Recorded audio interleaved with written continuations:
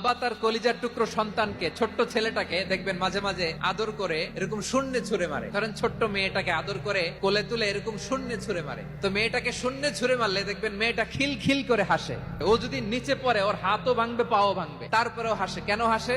কারণ মেয়েটার বিশ্বাস আছে যে আব্বু আমারে ছাড়বে না, আব্বু আমাকে ঠিকই ধরে ফেলবে। চিল্লায় বলেন ঠিক কি না? ঢাকা থেকে জেদ্দা ওমরা করতে যারা যান দেখবেন 40,000 ফিট উপরে বিমানে অনেকে কম্বল চাপা দিয়ে ঘুম দিতেছে। এই বিমান 40,000 ফিট উপর দিয়ে পাইলট চালায়া এটাকে আফ্রিকার জঙ্গলে নিয়ে যায় নাকি ভারত মহাসাগরে নিয়ে যায় তার কোনো টেনশন নাই, সে ঘুম। কারণ তার পাইলটের উপর, এই এয়ারলাইন্সের উপর বিশ্বাস আছে যে সকালবেলায় এটা জেদ্দা আন্তর্জাতিক বিমানবন্দরে ল্যান্ড করবে। আচ্ছা দেখেন, ঢাকা থেকে একজন লোক কক্সবাজার যাবে, ডবল ডেকার বাস আছে না যেগুলোতে ঘুমায় ঘুমায় যাওয়া যায়, তো দেখবেন অনেক প্যাসেঞ্জার বাসে উঠে কম্বল নিয়ে ঘুম দিতেছে। দেখেন তার কি বিশ্বাস ড্রাইভারের উপরে। এই বাস তো তারা চালাইতে চালাইতে নওগাঁ নিয়ে যেতে পারে, এই বাস তো তারা নিয়ে পঞ্চগড় ছেড়ে দিতে পারে, কিন্তু তার কোনো টেনশন নাই।